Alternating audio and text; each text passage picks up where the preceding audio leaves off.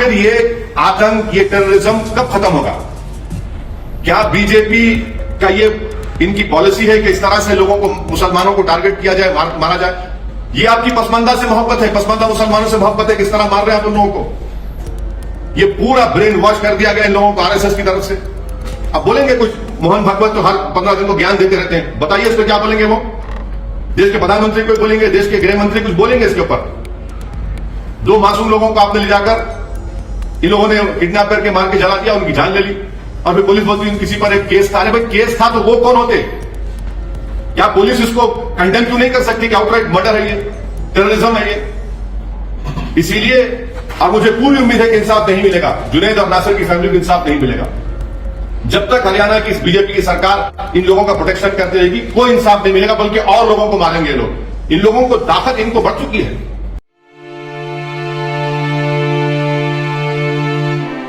हरियाणा के भिवानी में बोलेरो से 2 युवकों के शव मिले थे। पुलिस के मुताबिक ये कंकाल राजस्थान भरतपुर के रहने वाले जुनैद और नासिर के हैं। इस मामले में गुरुग्राम बजरंग दल के जिला संयोजक मोनू मानेसर समेत 5 के खिलाफ केस दर्ज हुआ है। हरियाणा के भिवानी कांड पर सियासी जंग छिड़ चुकी है। ऑल इंडिया मजलिस इत्तेहादुल मुस्लिमीन के अध्यक्ष असदुद्दीन ओवैसी ने सवाल उठाया है और इसी ने आरोप लगाया कि एक संगठित गिरोह ने जुनैद और नासिर की हत्या की है। ओवैसी ने हरियाणा की मनोहर लाल खट्टर सरकार को इस मामले में कटघरे में खड़ा कर दिया है, जिसमें एक शख्स का नाम आया है मोनू।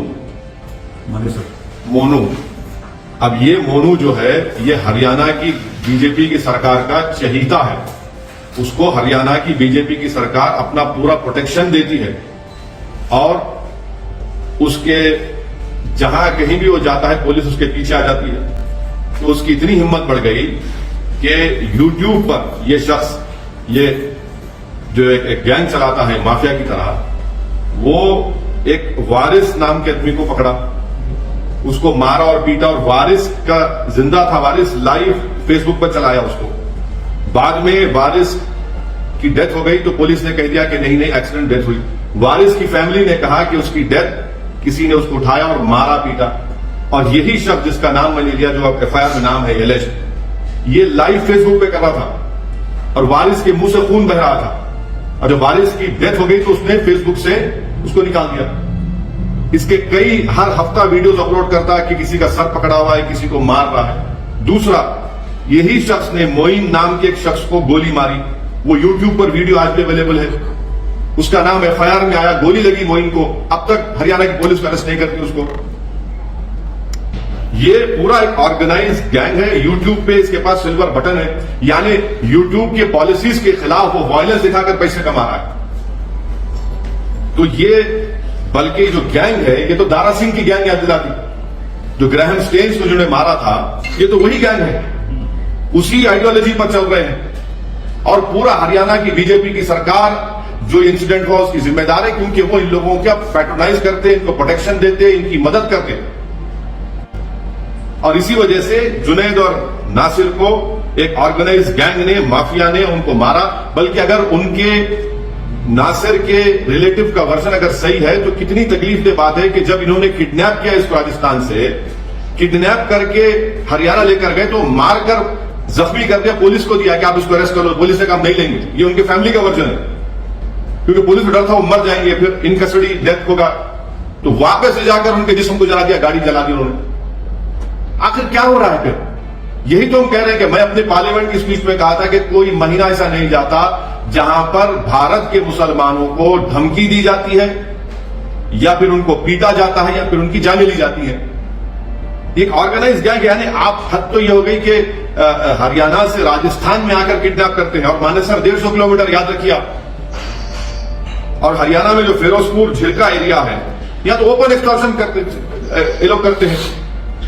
और लास्ट ईयर रमजान में शेखपुरा और रौली में पुलिस के साथ घुसकर मारकर 2 मुसलमानों को पकड़े लोग। आखिर अरेस्ट क्यों नहीं करती हरियाणा की सरकार? भाई दिल्ली कैपिटल से 100 किलोमीटर के फासले पर 2 मुस्लिम युवाओं को किडनैप करके उनको फिजिकली मारकर उनको जला दिया जाता है और कोई गिरफ्तारी नहीं होती है। और ये जो एक्यूज है, जिसका नाम एफआईआर में आ चुका है मोइन के ऊपर फायरिंग करने का, और इसमें भी नाम आ गया, उसको पकड़ते हैं। मेरे फोटोज है, आपको दिखाता हूं मैं, न्यूज़पेपर की फोटो है कि देखिए हथियार उसके पास है, ये हथियार है, ये हथियार उसके पास है। इतना हथियार कहां है भाई? ये अलकायदा है, ये आईसिस का है ये हथियार?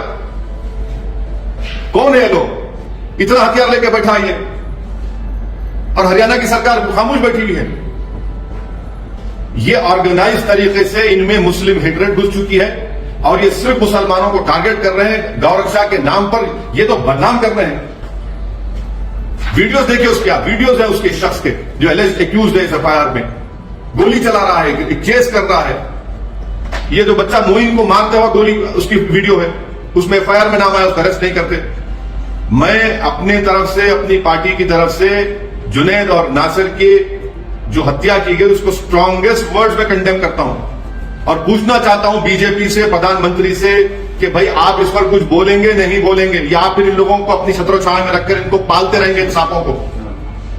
हरियाणा और बीजेपी की सरकार इनका प्रोटेक्शन कर रही है इस तरह के लोगों को। हर जगह पर इनका एक ऑर्गेनाइज गैंग है और यही गैंग हर तरफ एक आतंक मचा हुआ है, कानून को अपने हाथ में ले लेता है, गोली मारते हैं। आप कौन होते भाई कोई स्मगलिंग कर रहा नहीं कर रहा? फिर अदालत को बंद कर दीजिए। हरियाणा की सरकार, बीजेपी की सरकार बंद कर दे कोर्ट्स को, पुलिस को हटा लीजिए, वर्दी उतार दीजिए पुलिस की, बोले कि चलो जिसको दिल में आए तो उसको गाओ, स्मगलर बोलो और गोली मार दो उसको, किडनैप करो, जला दो उसको। रूल ऑफ लॉ से चलेगा देश या फिर इन लोगों की गुंडागर्दी से चलेगा फिर?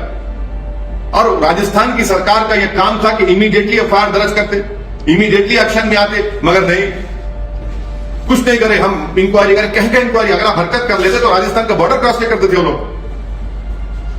आज हम देखना ये पड़ रहा है कि पूरी जली हुई उनकी लाशें, उनकी 2017 में भी एक 2017-18 में भी एक केस हुआ था उमर का, सिर्फ महज इस पे भैंस लेके जा रहा था उसको, जान से मार दिया उसको। दिए गए भाषण से आप कितने सहमत हैं हमें कमेंट्स में जरूर दें। गोदी पत्रकारिता की इस दौर में निष्पक्ष पत्रकारिता करना किसी जोखिम से भरा नहीं है। आपका सहयोग ही हमें हिम्मत और ताकत देता है। आपके लाइक सब्सक्राइब की हमें जरूरत है।